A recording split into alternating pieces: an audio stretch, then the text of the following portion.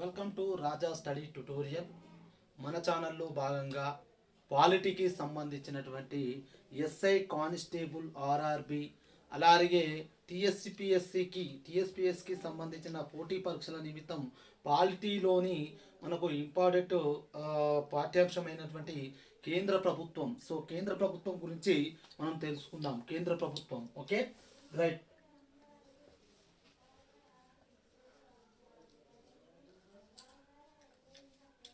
కేంద్ర ప్రభుత్వం, ఈ కేంద్ర ప్రభుత్వం అనేది మన భారత రాజ్యాంగంలో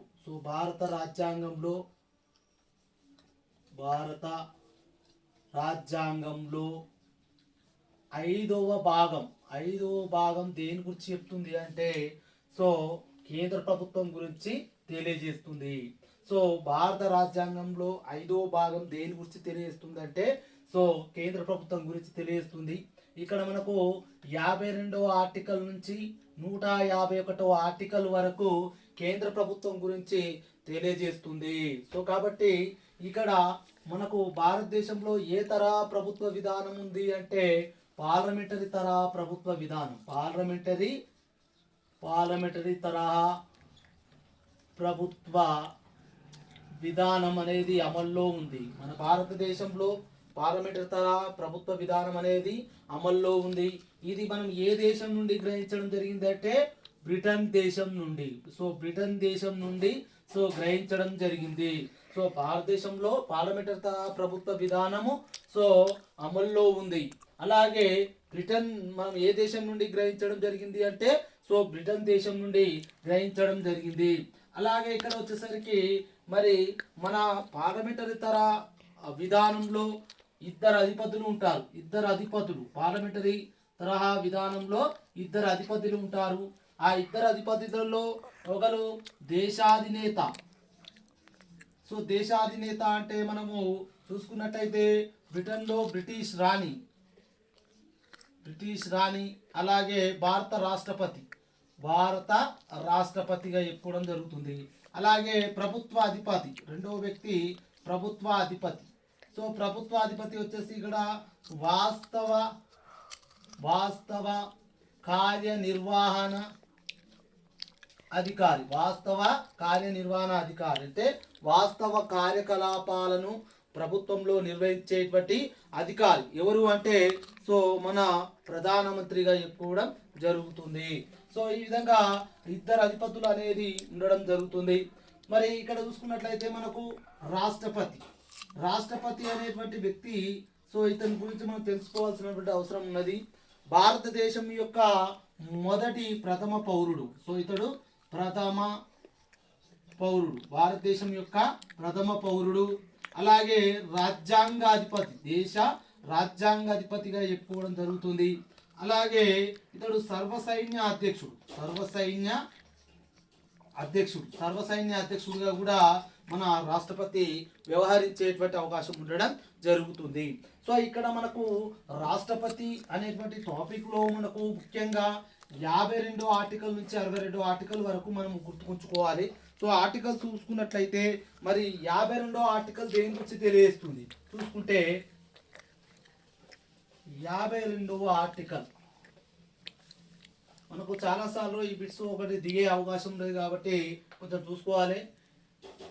ఆర్టికల్ 52 దేని గురించి చెప్తుందంటే రాష్ట్రపతి దేశాధినేతగా వివరించడం.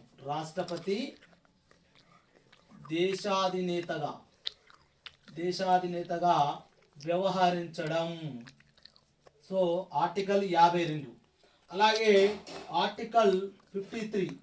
ఆర్టికల్ 53 అనేది దేని గురించి చెప్తుంది అంటే దేశ పరిపాలన మొత్తం రాష్ట్రపతి పేరు మీద జరగడం.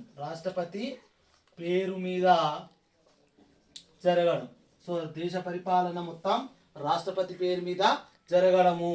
అయితే ఇక్కడ వాస్తవాన్ని చూసుకున్నట్లయితే దేశ పరిపాలన రాష్ట్రపతి పేరు మీద జరగడము అనేది ఏ దేశం నుండి గ్రహించడం జరిగిందంటే అమెరికా దేశం నుండి గ్రహించడం జరిగింది. దేశ పరిపాలన మొత్తం రాష్ట్రపతి పేరు మీద జరగడం అనేది ఏ దేశం నుండి గ్రహించడం జరిగింది అని అంటే మనము సో అమెరికా నుండి. అలాగే రాష్ట్రపతి తానే స్వయంగా కానీ అలాగే ఇతరుల సహాయంతో సో పరిపాలన అనేది చేపట్టేటువంటి అవకాశం ఉండడం జరుగుతుంది. రాష్ట్రపతి స్వయంగా కానీ అలాగే ఇతరుల సహాయంతో కానీ సో ఏం చేస్తాడు, ఈ యొక్క పరిపాలన అనేది చేపట్టడం జరుగుతుంది. మరి ఇతడు సర్వసైన్య అధ్యక్షుడిగా అయితే ముందుకు తెలుసుకోవడం జరిగింది. సర్వసైన్య అధ్యక్షుడిగా కూడా వ్యవహరించడం జరుగుతుంది. సర్వసైన్య అధ్యక్షుడిగా కూడా రాష్ట్రపతి వ్యవహరించేటువంటి అవకాశం ఉండడం జరుగుతుంది. 52 ఏమో రాష్ట్రపతి దేశాధినేతగా వ్యవహరించడం. అలాగే ఆర్టికల్ 53 ఏమో దేశ పరిపాలన మొత్తం సో రాష్ట్రపతి పేరు మీద జరగడం. అలాగే మనకు ఇది దేశ పరిపాలన అనేది సో రాష్ట్రపతి పేరు మీద జరగడము అనేది ఏ దేశం నుండి గ్రహించడం జరిగింది అంటే అమెరికా. సో స్వయంగా కానీ ఇతరుల సాయంతో కానీ సో అతడు పరిపాలన చేపట్టడం జరుగుతుంది. ఇతడు సర్వసైన్య అధ్యక్షుడిగా వివరించేటువంటి అవకాశం ఉంటుంది. అలాగే 54వ ఆర్టికల్ అనేది దేని గురించి తెలియజేస్తుందంటే ఆర్టికల్ 54 దేని గురించి తెలియజేస్తుందనంటే మనకు మన దేశంను గణతంత్ర దేశం అయినందున భారత రాష్ట్రపతి యొక్క ఎన్నిక అనేది ఎలక్టోరల్ కాలేజ్ ద్వారా భారత రాష్ట్రపతిని ఎన్నుకోవడం జరుగుతుంది. మరి భారత రాష్ట్రపతిని ఎవరెవరు ఎన్నుకుంటారు అంటే చూసుకున్నట్లయితే మనకు రాజ్యసభ సభ్యులు మనకు 233 మంది. అలాగే లోక్సభ సభ్యులు వచ్చేసి మనకు 543. అలాగే విధానసభ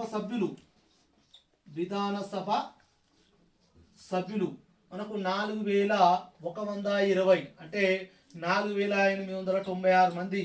ఇక్కడ మనకు ఢిల్లీ అలాగే పాండిచ్చేరి సో అలాగే ఇప్పుడు అయినటువంటి లడఖ్ అలాగే జమ్మూ కాశ్మీర్ వంటి కేంద్రపాలిత ప్రాంతాలు కూడా మొత్తం సో 4896 మంది ఈ ఎలక్టోరల్ కాలేజ్ ద్వారా ఎన్నుకోవడం జరుగుతుంది.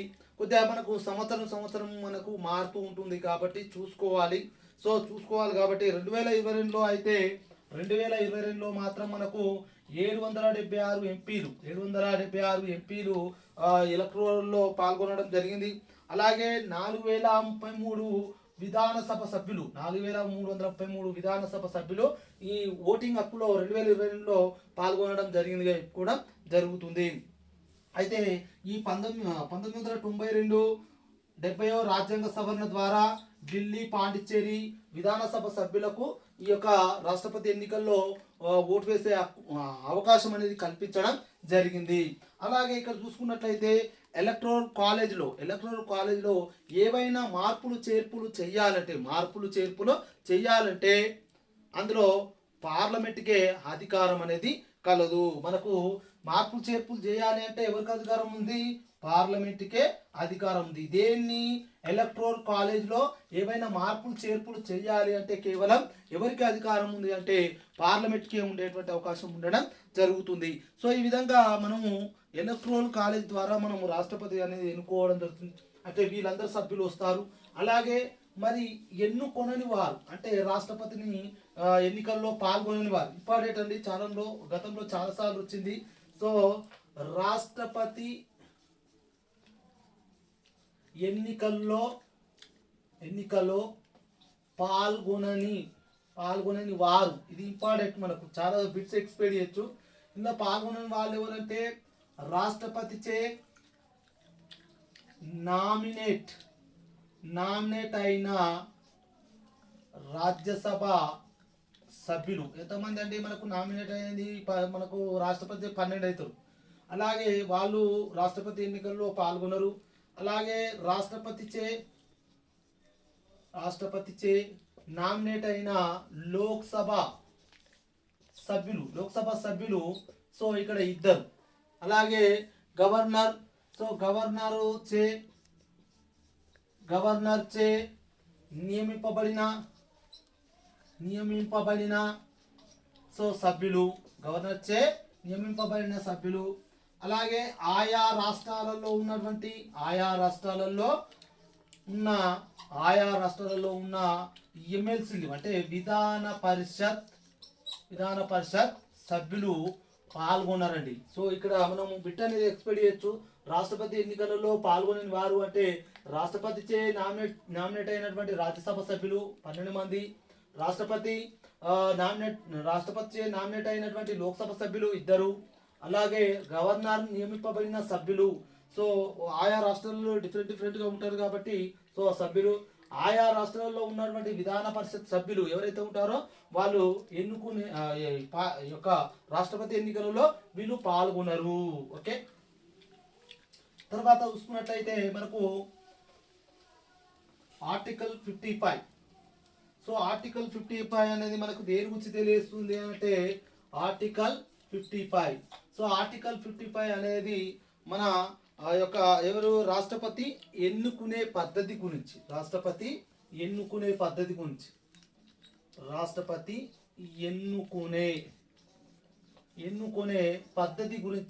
తెలియజేస్తుంది. ఈ రాష్ట్రపతిని ఎన్నుకునే పద్ధతి అనేది మనం ఏ దేశం నుండి గ్రహించడం జరిగిందంటే ఐర్లాండ్ దేశం నుండి. మరి రాష్ట్రపతిని ఏ విధంగా ఎన్నుకోవడం జరుగుతుంది అంటే నైష్పతిక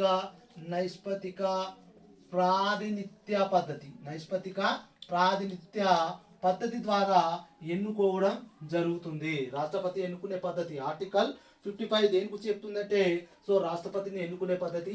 ఇది ఏ దేశం నుండి గ్రహించడం జరిగిందంటే ఐర్లాండ్. ఇది నైష్పతిక ప్రాతినిధ్య పద్ధతి ద్వారా రాష్ట్రపతిని ఎన్నుకునేటువంటి అవకాశం ఉండడం జరుగుతుంది. మరి ఇక్కడ చూసుకున్నట్లయితే ఓటు బదలాయింపు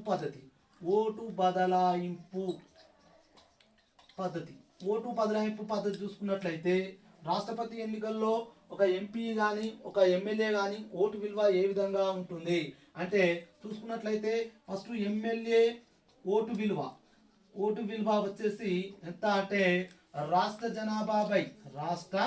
జనాభాపై సో ఎన్నికైన ఎమ్మెల్యేల సంఖ్య ఇంటూ 1/1000. ఈ విధంగా మనం చూసుకున్నట్లయితే మనకు ఎమ్మెల్యే ఓటు విలువ అనేది రావడం జరుగుతుంది. అత్యధిక ఓటు విలువ యూపీ అండి 208, అలాగే తమిళనాడు సో 176, అలాగే మహారాష్ట్ర వచ్చేసి మనకు 175. అతి తక్కువ చూసుకున్నట్లయితే సిక్కిం అండి 7, అలాగే అరుణాచల్ ప్రదేశ్ సో 8 అండి, అలాగే అరుణాచల్ ప్రదేశ్తో పాటు నాగాలాండ్ వచ్చేసి 9 అండి. ఇది అతి తక్కువ ఎమ్మెల్యే ఓటు విలువ కలిగినటువంటిది. ఇది అత్యధిక ఎమ్మెల్యే ఓటు విలువ కలిగినట్టుగా చెప్పుకోవడం జరుగుతుంది. ఇది ఎమ్మెల్యే ఓటు విలువ. ఓకే, తర్వాత మనకు నెక్స్ట్ చూసుకున్నట్లయితే ఎంపీ ఓటు విలువ. ఎంపీ ఓటు విలువ వచ్చేసి అన్ని రాష్ట్రాల మొత్తం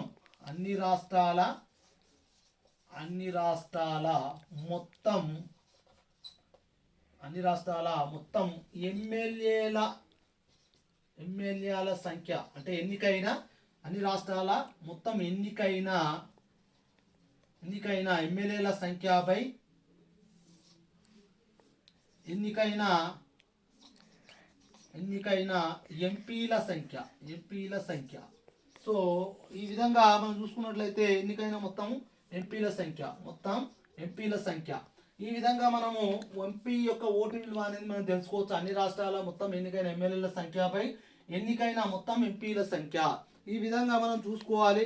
ఓకే, చూసుకుంటే మనకు బిట్ అనేది ఎక్స్పెక్ట్ చేయొచ్చు. కాబట్టి భారతదేశంలో 28 రాష్ట్రాలు, అలాగే ఢిల్లీ పాండిచ్చేరి ఏవైతే ఉంటాయో వారి యొక్క ఓట్లు, అలాగే మొత్తం ఎంపీల యొక్క ఓట్లు, ఎమ్మెల్యేల ఓట్లు, అలాగే మొత్తం ఎంపీల ఓట్లు దాదాపు సమానంగా ఉంటుంది కాబట్టి మన భారతదేశం సమైక్య విధానంను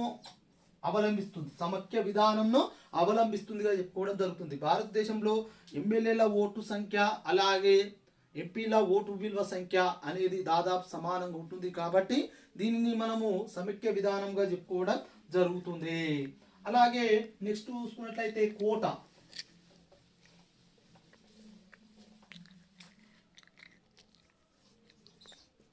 కోటా ఈ కోటా మొత్తం పోలైన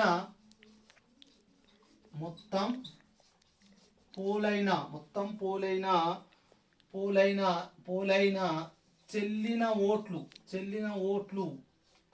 బై మొత్తం పోలైన చెల్లిన ఓట్లు డివైడెడ్ బై ఎన్నుకోవాల్సిన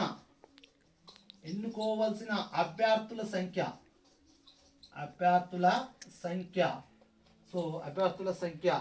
సో +1. ఓకే, +1. ఈ విధంగా కోటా అంటే ఇక్కడ మనకు ఎవరైతే పోటీ చేస్తున్నారో వాళ్ళు 50% మించి 50% మించి ఓట్లు రాకపోతే అప్పుడు రెండవ ప్రాధాన్యత ఓట్ల ద్వారా లెక్కిస్తారు. ఓట్లను లెక్కిస్తారు. రెండో ప్రాధాన్యత ఓట్లను అంటే 1969వ సంవత్సరంలో రెండవ ప్రాధాన్య ఓటు ద్వారా గెలుపొందినటువంటి రాష్ట్రపతి ఎవరు అంటే వివి గిరి అండి. వివి గిరి అతి తక్కువ మెజార్టీతో గెలుపొందడం జరిగింది. అలాగే రెండవ ప్రాధాన్యత ఓటు ద్వారా గెలుపొందినటువంటి రాష్ట్రపతి ఎవరు అంటే వివి గిరిగా చెప్పుకోవడం జరుగుతుంది. అయితే ఇది ఎప్పుడు అంటే 1969వ సంవత్సరంగా చెప్పుకోవడం జరుగుతుంది. మనం ఇక్కడ భారత రాష్ట్రపతి ఎన్నిక విధానం అనేది ప్రత్యక్ష పద్ధతిలో ఉండాలని రాజ్యాంగ పరిషత్తులో చెప్పినటువంటి వ్యక్తి ఎవరు అంటే కేటీ షా. భారత రాష్ట్రపతి యొక్క ఎన్నికనట సో ప్రత్యక్ష పద్ధతిలో ఉండాలని చెప్పినటువంటి వ్యక్తి ఎవరంటే కేటీ షా. ప్రస్తుత రాష్ట్రపతి ఎన్నుకునే విధానం అనేది ప్రత్యక్ష పద్ధతిలోనే ఉన్నది అని చెప్పినటువంటి వ్యక్తులు ఇద్దరండి, నెహ్రూ అలాగే అంబేద్కర్ గారు కూడా జరుగుతుంది. అలాగే 56 ఆర్టికల్ 56